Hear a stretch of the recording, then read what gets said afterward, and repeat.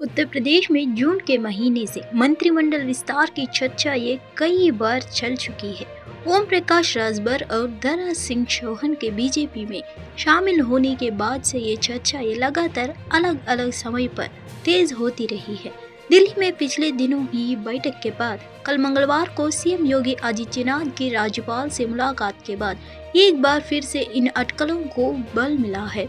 सूत्रों की माने तो विस्तार के लिए 10 नवंबर की तारीख तय हुई है और दीपोत्सव के पहले 10 तारीख को राजभवन में मंत्रिमंडल विस्तार होगा, जिसमें 4 से 5 मंत्री शपथ ले सकते हैं। दिवाली और छठ पूजा का मौका ऐसा होता है कि जो भी व्यक्ति अपने घर से दूर रहता है वो जाना चाहता है। ऐसे में ट्रेनों में काफ़ी भीड़ होती है। लगातार रेलवे की ओर से स्पेशल ट्रेन चलाई जा रही है ताकि यात्रियों को सुविधा मिल सके। रेलवे की ओर से मंगलवार को 4 जोड़ी और पूजा स्पेशल ट्रेनों की लिस्ट जारी की गई है। दिल्ली से जयनगर एवं सीतामढ़ी, साबरमती से दानापुर, डॉक्टर अंबेडकर नगर से पाटना और अहमदाबाद से समस्तीपुर के एवं गोमती नगर से मालती पाटपुर के लिए स्पेशल ट्रेनों का परिचालन किया जाएगा। दिल्ली राजनिवास के अधिकारियों ने आम आदमी पार्टी सरकार पर अदालत और लोगों को गुमराह करने का आरोप लगाया है।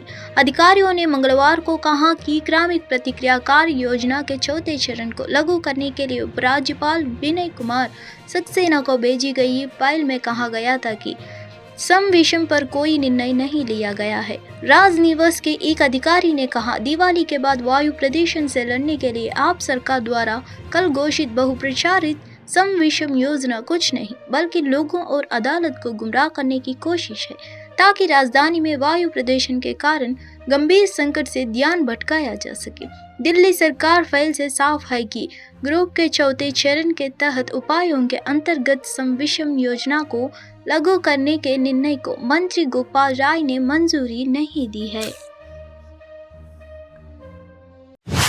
आखिरकार पूर्व मुख्यमंत्री उमा भारती हिमालय जाने का प्रोग्राम कैंसिल कर मध्य प्रदेश के चुनावी समय में प्रचार के लिए तैयार हो गई है। वे गुरुवार 9 नवंबर से चुनाव प्रचार की शुरुआत भी करने वाली है। उमा भारती का चुनाव प्रचार अभियान सांची से शुरू होगा। चुनाव प्रचार में लगने से पहले ही अब उमा भारती एक्टिव हो गई है।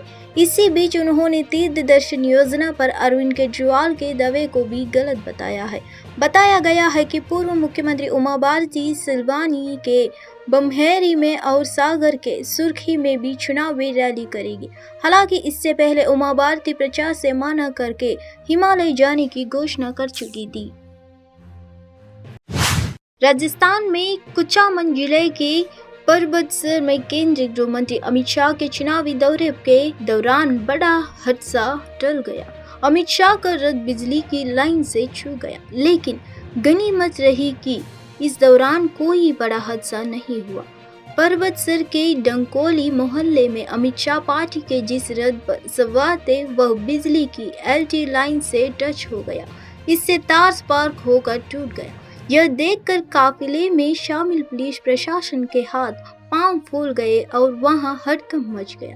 इसके बाद अमित शाह को रथ से उतरकर दूसरे वाहन से सभास्थल तक ले जाया गया। दरअसल अमित शाह मंगलवार की दोपहर नागौर पहुंचे थे। यहां अमित शाह की 4 जनसभाएं और 1 चौपाल सभा थी। अपने दौरे के दौरान अमित शाह बीजेपी के रथ में सवार थे। वही बिदियाद में चौपाल सभा पर परबतसर आ रहे थे। इस दौरान परबतसर के डंकोली मोहल्ले में बीजेपी का रथ बिजली के तारों को छू गया। रथ से छूने के बाद एलटी लाइन का तार स्पार्क कर टूट गया, लेकिन तब तक रथ आगे निकल गया था। सरकार द्वारा निर्धारित अधिकतम समर्थन मूल्य पर धान बेचने के लिए उनके दरवाजे पर धान खरीद केंद्र खोलने के बाद कठुआ जिला के किसान बहुत खुश है। कठुआ जिला के विभिन्न स्थानों पर भारतीय खाद्य निगम के सहयोग से कुल 11 धान खरीद केंद्र स्थापित किए गए थे। भारतीय खाद्य निगम और राज्य एजेंसियों ने बफर स्टॉक बनाने के साथ साथ किसानों के हितों की रक्षा के लिए न्यूनतम समर्थन मूल्य पर खरीद शुरू की है। किसानों को सामान्य धान किस्म के लिए 2183 रुपये और ग्रेड ए किस्म के लिए 2203 रुपये की दर से समर्थन मूल्य दिया जाएगा। 14,000 हेक्टेयर पे है और किसान जो हैं वो मंडियों में अपना उपज ला रहे हैं। हमारे यहाँ डिस्ट्रिक्ट में 11 मंडियाँ जो हैं वो हमने खोली हैं। हमारी कोशिश यही है कि सभी किसानों के डोर स्टेप पे ये फैसिलिटी प्रोवाइड की जाए और हर साल जितना भी गल्ला और जितना भी अनाज निकलता है उसके हिसाब से मंडियों में वृद्धि भी करते रहते हैं। इस साल भी जो हमारी 11 मंडियां हैं वो आपने देखा जैसे सभी किसान जो है वो यहाँ आ रहे हैं। यहाँ क्लीनिंग और बाकी की प्रोसेस करने के बाद अतिशीघ्र 2 दिन के अंदर, जैसा कि हमें निर्देश हैं, 2 दिन के अंदर ही इस सभी की सफाई करके और FCI के सहयोग से इसको प्रयोग की ओर किया जाता है और 24 घंटे के अंदर इनकी पेमेंट ऑनलाइन DBT के माध्यम से इनके खाते में, फार्मर्स के खाते में पहुंचा दी जाती है। एग्रीकल्चर डिपार्टमेंट का जो मुख्य रोल है हमारा ये है कि कोई बिचौलिया फार्मर को एक्सप्लॉइट ना करे। फार्मर की जो उपज है उसका उचित दाम जो गवर्नमेंट ने निर्धारित किया है MSP के रूप में वो मिले। 2183 और 2203 रुपये वो उनको मिले और शीघ्र से शीघ्र जो है DBT के माध्यम में जैसे ही इनकी उपज को FCI लेती है। 7 नवंबर को टानो में एक कपस के गोदाम में आग लगने से कम 2 लोगों की जान चली गई। घटना की जानकारी मिलने के बाद अग्निशमन अधिकारी मौके पर पहुंचे और आग बुझाने के प्रयास जारी है। घटना के पीछे का कारण अभी तक पता नहीं चल पाया। अधिक जानकारी की प्रतीक्षा है।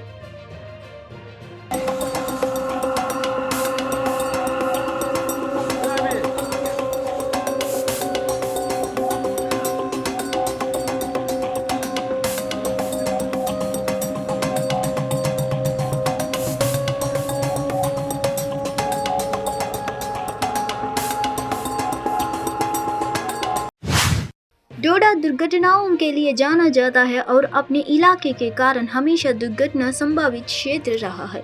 हाल ही में डोडा में एक कार हादसे में 2 युवाओं की जान चली गई। दुर्घटनाओं की रोकथाम के लिए ये RTO और यातायात पुलिस कड़ी मेहनत कर रही है और यातायात प्रबंधन के लिए बहुत सख्त कदम उठाए जा रहे हैं। यातायात नियमों का उल्लंघन करने वालों पर लगभग 45 लाख रुपए का चालान जारी किया गया है।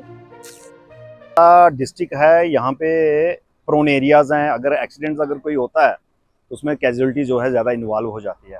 उसको रोकने के लिए हमने तरह तरह के सेफ्टी मेजर्स ले रहे हैं, चाहे डिस्ट्रिक्ट रोड सेफ्टी कमेटी के जो भी स्टेक होल्डर्स हैं उसमें सेफ्टी मेजर लेके कर रहे हैं ताकि जो है जो एक्सीडेंट्स हैं उनको मिनिमाइज़ किया जाए।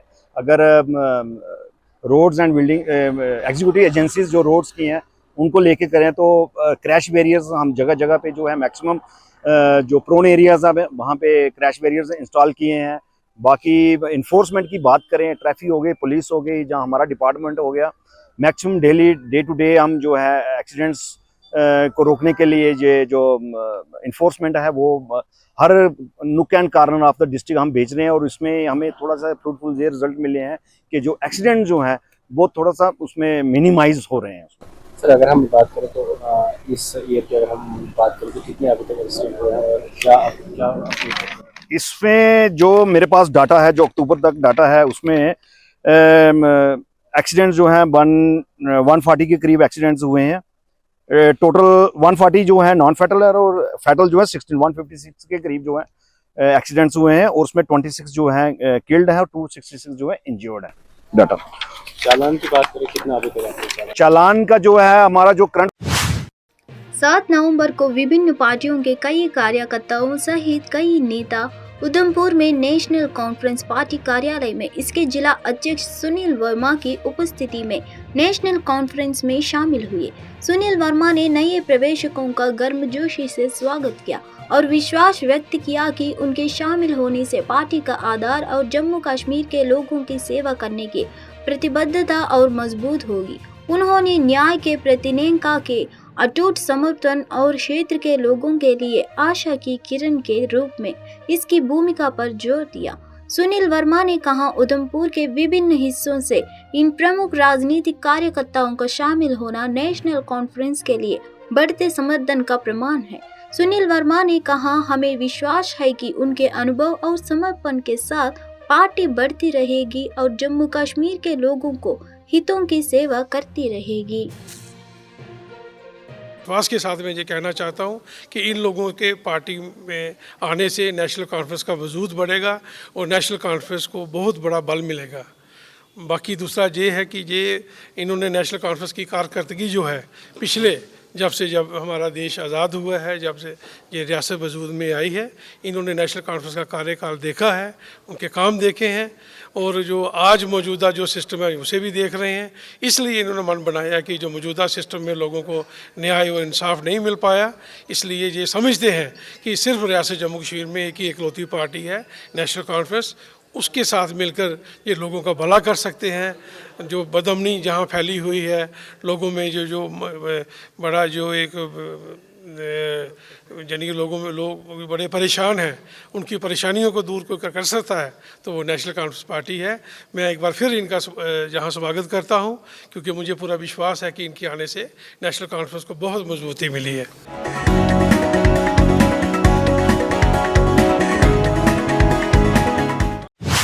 भारत सरकार ने उन नवजात अवांछित बच्चों को बचाने के लिए एक अभियान शुरू किया है जिन्हें उन्हें माता पिता ने त्याग दिया था। इस समस्या के समाधान के लिए प्रशासन ने अस्पतालों में विभिन्न पालना शिशु प्राप्त केंद्र स्थापित किए हैं, जहां जो लोग नवजात शिशुओं को नहीं चाहते वे उन्हें पालने में रख सकते हैं। वात्सल्य अभियान के हिस्से के रूप में जम्मू के गांधीनगर इलाके में एक सरकारी अस्पताल में पहला cradle baby reception centre launch किया गया।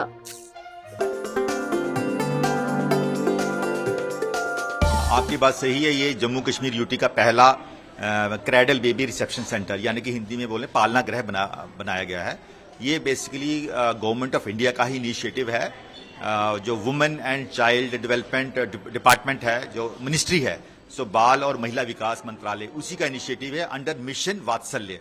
सो मिशन वात्सल्य जो है, इसकी जिम्मेदारी दी गई है डिस्ट्रिक्ट चाइल्ड प्रोटेक्शन ऑफिसर। जैसे जम्मू डिस्ट्रिक्ट में इस वक्त डिस्ट्रिक्ट चाइल्ड प्रोटेक्शन ऑफिसर है मैम ममता राजपूत केएस ऑफिसर हैं, जो इसके इंचार्ज हैं इस वक्त। तो उन्हीं की तरफ से हमें 3 या 4 महीने पहले एक रिक्वेस्ट लेटर आई थी कि हमारे हॉस्पिटल में हम एक छोटी सी स्पेस प्रोवाइड करें, हम यहाँ पर एक बेबी क्रैडल रिसेप्शन सेंटर बनाना चाहते हैं।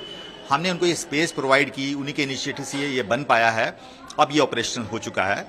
तो मकसद यही था कि आपने सुना होगा कि कई बच्चे अनवांटेड लड़कियां, ज़्यादातर बेबीज जो न्यू बॉर्न नवजात शिशु होते हैं, उनको फेंक दिया जाता है झाड़ियों में, सड़क के किनारे, कूड़ेदान में, कूड़े ढेर में या ओपन स्पेस में। और जंगली जानवर या जो कुत्ते बिल्लियां हैं, कुत्ती हैं, उनको नोच के खा जाते हैं। तो मकसद है कि एक जान बचाना, सो दैट हमारी neonatal mortality rate, infant mortality rate को कम हो सके और इंपॉर्टेंट जान बच सके। तो हमें यह है कि एक फैसिलिटेट करना है कि इंस्टेड ऑफ लोगों से अपील की जाती है कि वहां फेंकने के बजाय इस पालना गृह में बच्चे को छोड़ जाएं। अब हमारी जिम्मेदारी है उसकी सुरक्षा करना और उसको कैसे उसको प्रॉपर एजेंसी से अडॉप्ट करवाना।